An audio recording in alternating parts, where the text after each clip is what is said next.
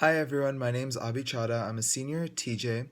I took BC Calculus this year, and I had taken AB Calculus last year.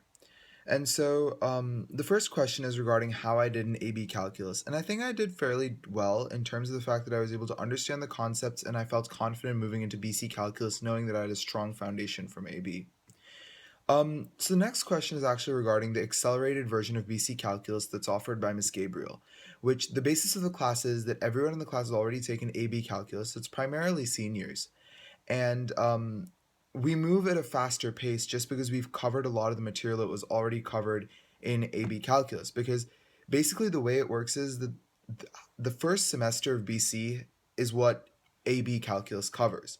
And so instead of kind of taking a slower pace with that kind of stuff, we speed through that so that we have the time to cover sequences and series and other concepts that we haven't seen since pre-calculus in greater depth.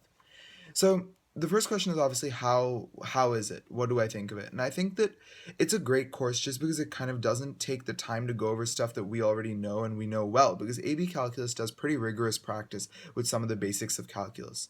And so it doesn't spend too much time on that. It assumes we know a lot, which really helps in terms of moving quickly through the material so that we can get to spend more time on the more difficult concepts. In terms of how it compares to other BC classes, the workload is fairly similar. The difficulty of the class is also comparable. It's not like the accelerated version feels too bad because like it's going to be that again you already have that background, so using that background it feels fairly comparable to the other classes. The next question is after taking AB, how is BC?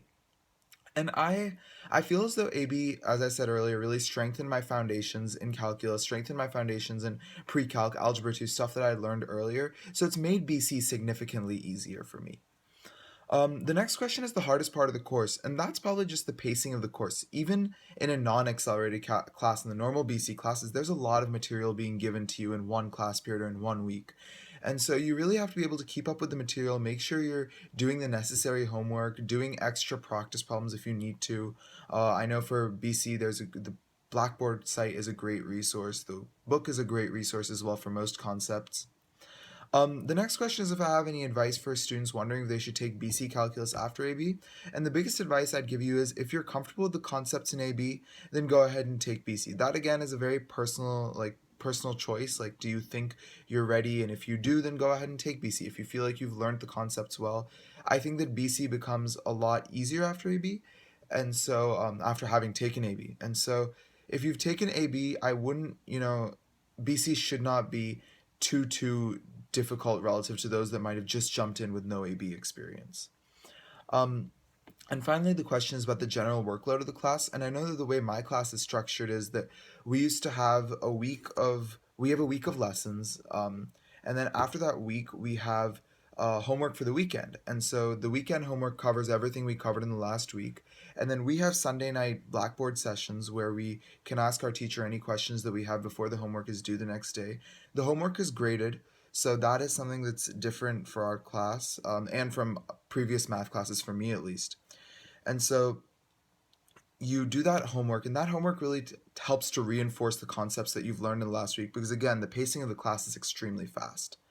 So that's the workload. We have quizzes, 1 to 2 quizzes in a unit.